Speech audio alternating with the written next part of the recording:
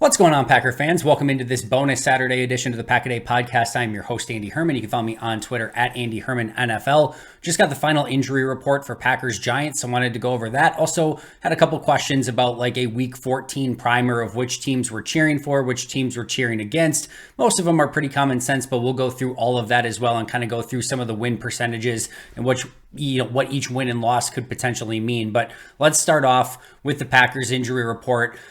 From Green Bay's point of view, unfortunately, Christian Watson is out for this game. And I do believe that Green Bay has the receivers to sort of make up for his absence. They've played without Christian in the past. They've won in week 1, won in week 3 against the Bears and the Saints without Christian Watson. So it's not some impossible task, but you don't have to go very far back just to last week to see the type of impact that Christian Watson can have on any given game when he is playing well.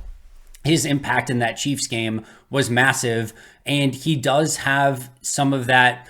I hate to call it like an MVS effect, but MVS had the ability to affect the game with his speed even when he wasn't getting the ball. And Christian Watson has some of that as well, where he's dragging defenders with him as he's using his speed to just kind of, whether it's traverse the entirety of the field or just take something on a 9 route. A lot of times that grabs a corner, a safety, or just multiple defenders, and that can open up things elsewhere. So losing his speed and his playmaking ability, some of his possession ability, which we saw this past week against KC, show up a little bit more. That stuff's going to hurt, and it's going to sting, and it's going to make things harder against the Giants. Not unexpected, though. I think pretty much all week long we expected Christian not to be able to go in this game, but I do think it will have some impact. It's going to mean more Romeo Doubs, more Jaden Reed, more Dontavian Wicks specifically, and probably a little bit more Malik Heath. Would expect that Samori Toure is active this week. He has been a healthy scratch more often than not. So those should be Green Bay's 5 receivers.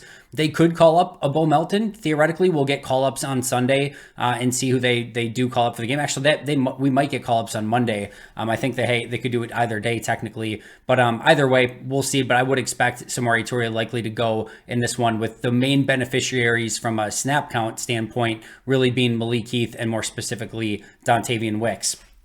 Meanwhile, Green Bay has one player that's listed as doubtful, and that is Quay Walker. This is also a pretty impactful injury. Now, I still think there's a lot of, I guess, like improvement and just things that Quay can still do better. But there's no questioning that he is an impactful player in a variety of different ways. His speed on the second level is just a little bit different. He's got great coverage ability, has the ability to spy a quarterback. Like there are some things that Quay definitely brings to the table, and it feels like some of that speed and athleticism is definitely missing when he's not out there. This is going to mean more Isaiah McDuffie. We could see, as I talked about with Paul Brettel yesterday, maybe more of their package where they go 3 defensive linemen or interior defensive linemen with, let's say Kenny Clark, TJ Slayton, and Devontae Wyatt, with 2 edge players, Rashawn Gary and Preston Smith, with just 1 inside linebacker. In this case, it would be Devondre Campbell, with Keyshawn in the slot, hopefully Jair, and then either Carrington or Corey Ballantyne on the other side, and then 2 safeties deep. So we could see a little bit more of that, but zero question about it. This is going to mean a lot more playing time for Isaiah McDuffie. We'll see a lot of 2 linebacker sets, and he will be the beneficiary of that. So McDuffie, very instinctual player, not afraid to play, behind the line of scrimmage. He will shoot gaps. He will try to make plays in the backfield.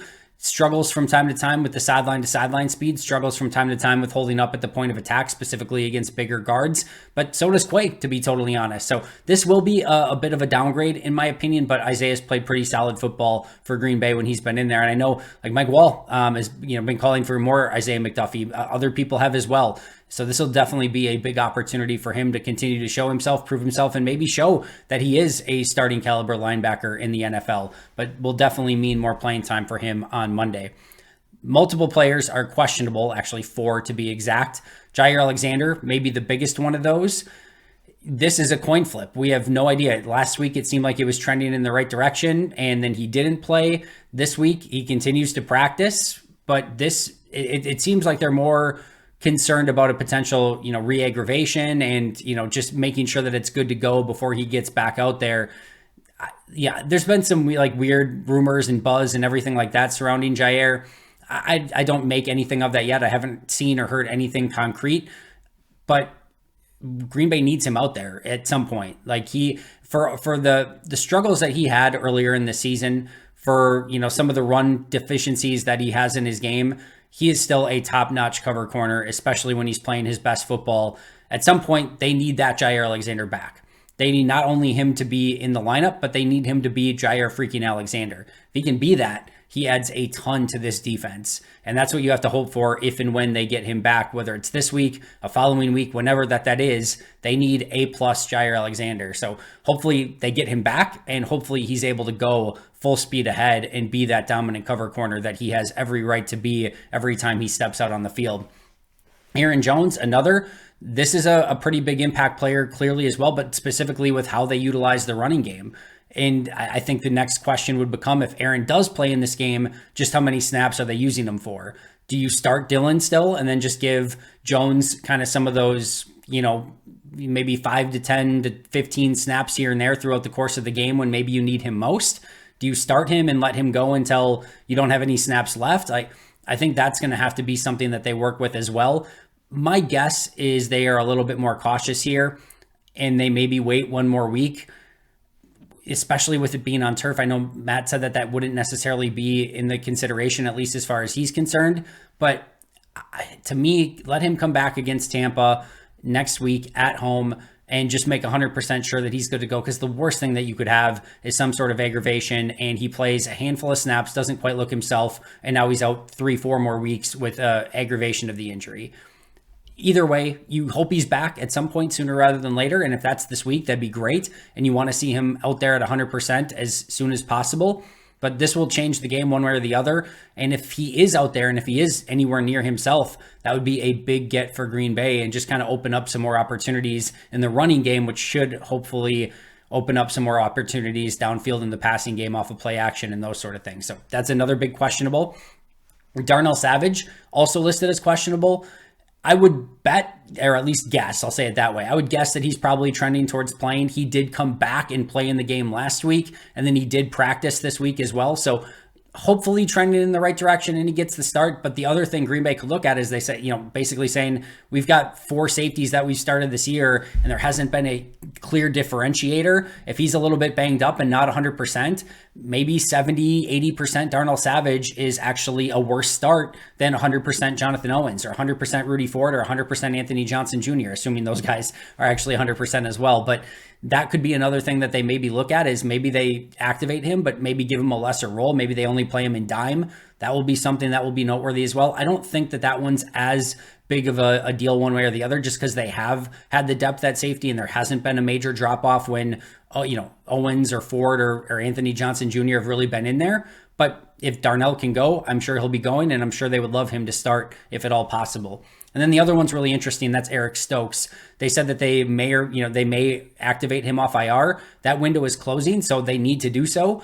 I still think that gets done. Now, they could activate him off IR and just make him inactive for the game, meaning, you give him a 53-man roster spot back, but he's one of your game day inactives. That maybe isn't without the realm of possibility.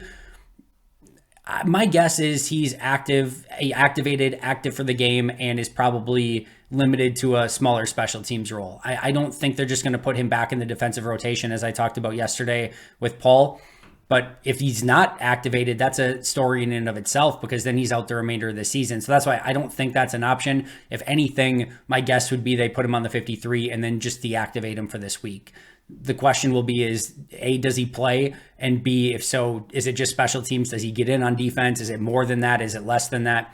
We're just going to have to kind of keep an eye on it. But I would expect him to get activated off of IR. But after that, it's more of a coin flip or a toss-up either way. So just to kind of recap, Christian Watson is out. Quay Walker is doubtful. Jair, Aaron Jones, Darnell Savage, and Eric Stokes are all questionable. That means the players that are good to go that showed up on an injury report at any time this week are Devondre Campbell, Josiah DeGuara, A.J. Dillon, Rashawn Gary, Elton Jenkins being the big one where he sat out at portions of this week, not even questionable. He is good to go and cleared, so that is great news. Keyshawn Nixon, Jonathan Owens, Jaden Reed, and Devontae Wyatt. All of those players do not have an injury designation and are good to go for Monday Night Football in New York.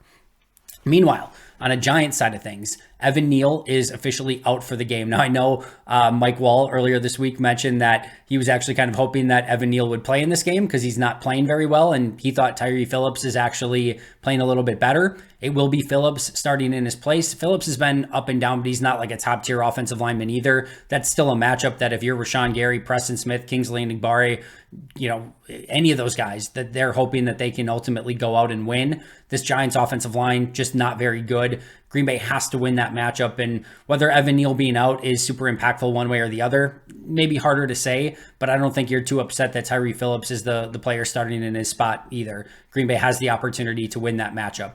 Questionable players include Daniel Bellinger, the tight end, who did not practice again with an illness on Saturday. Paris Campbell, the wide receiver. Dexter Lawrence, their big-time defensive tackle. A'Shawn Robinson, defensive tackle. And then Isaiah Simmons, their off-ball linebacker. However, the big one in that list, clearly, unquestionably, is Dexter Lawrence. And Brian Daboll did say that he is hopeful that Dexter Lawrence will return this week.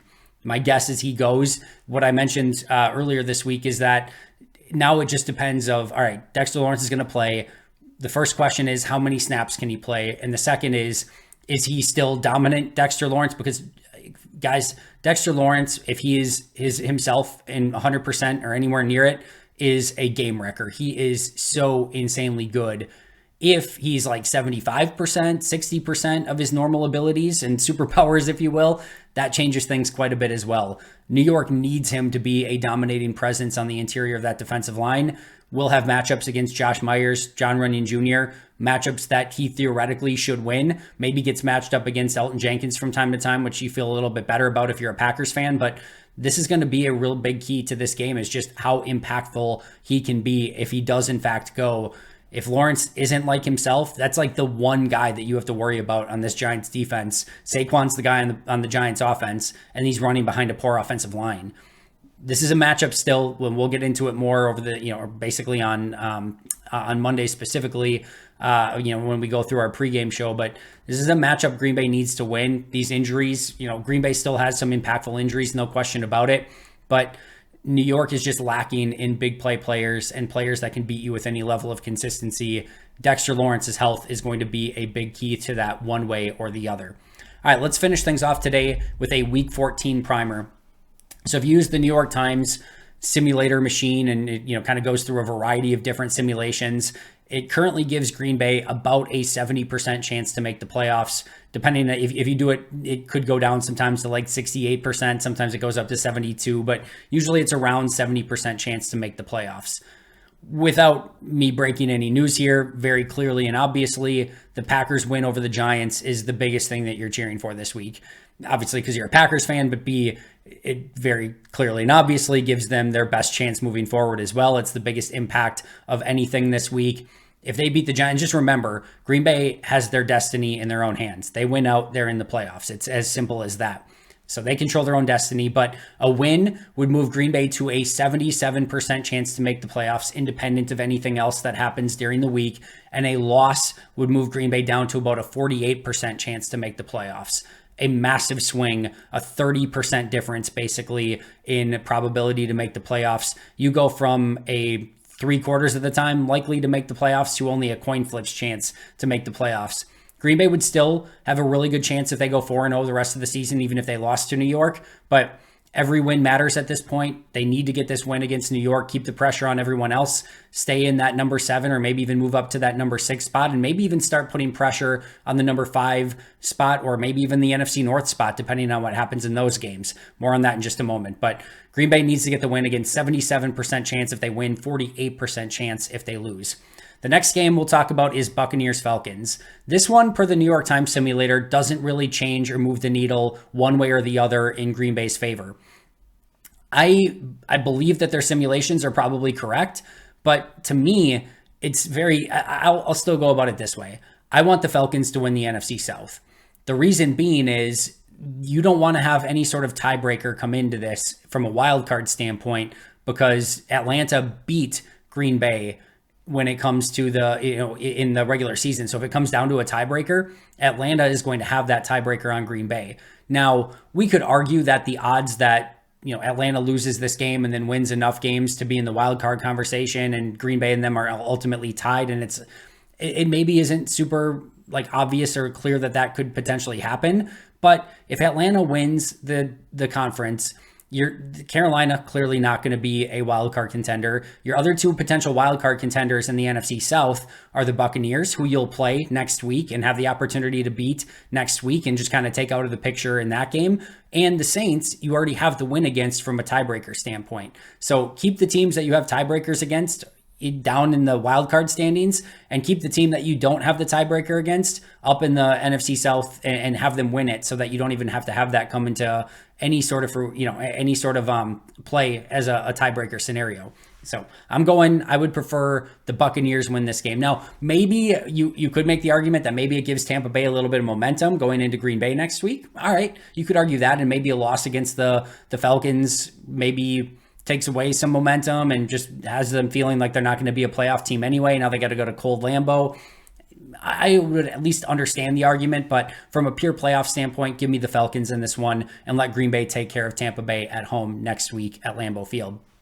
Lions-Bears is another one where statistically, at least per the New York Times simulator, there's no real change either way. A Lions loss, I think, would get, assuming Green Bay wins, would give Green Bay some small hope at maybe getting the division. Like, it would give them more opportunity to do so.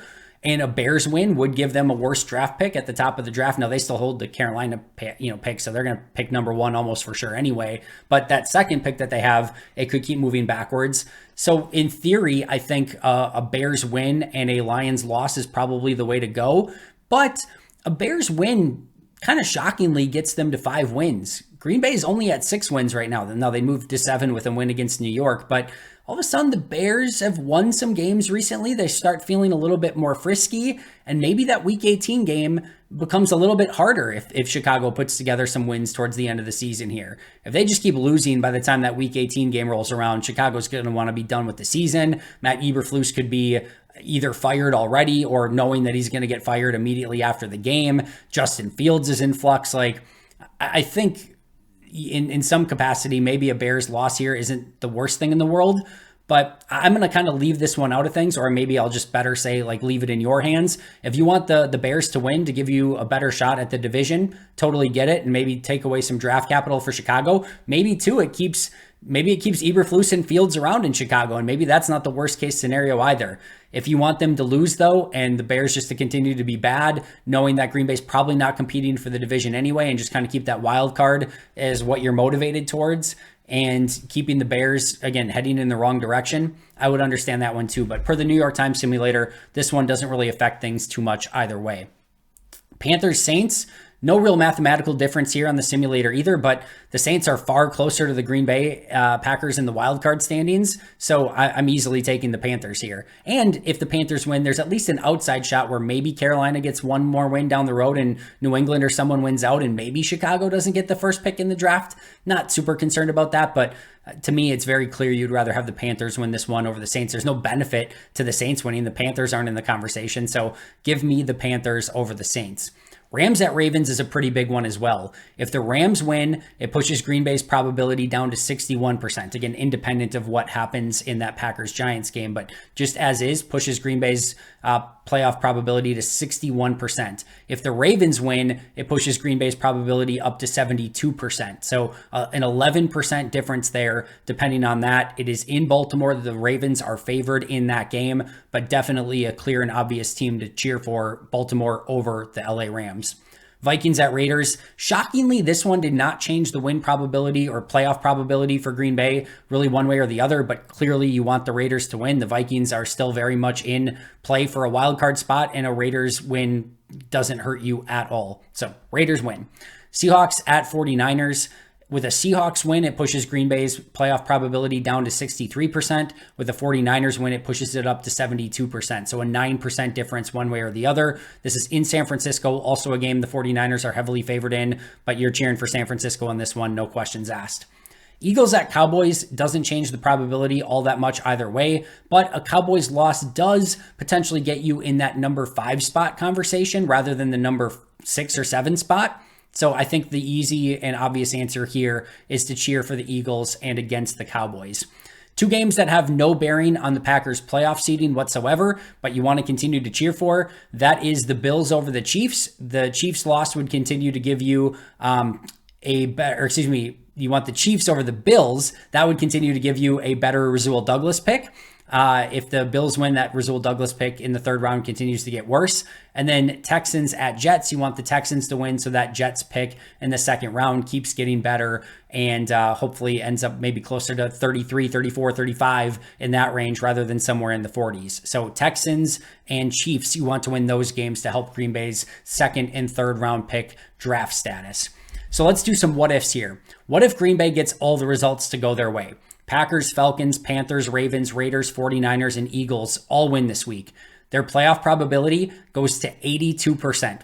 And what if everything goes wrong? The Giants, Bucks, Saints, Rams, Vikings, Seahawks, Cowboys all win. Their playoff probability goes down to 31%. That is a 51% difference. Now, I don't think either outcome is logical. I wouldn't go putting a parlay on either one of those, but you can tell just how much this week matters. The difference in an 82% chance to make the playoffs and a 31% chance to make the playoffs is massive. So a lot to cheer for this week if you are a Packers fan. The good news is if all the favored teams win this week, if every team that's favored to win in those specific matchups, that would be the Falcons, the Saints, the Ravens, the Vikings, the 49ers, the Cowboys, and the Packers. Those are all the teams that are favored in those key matchups.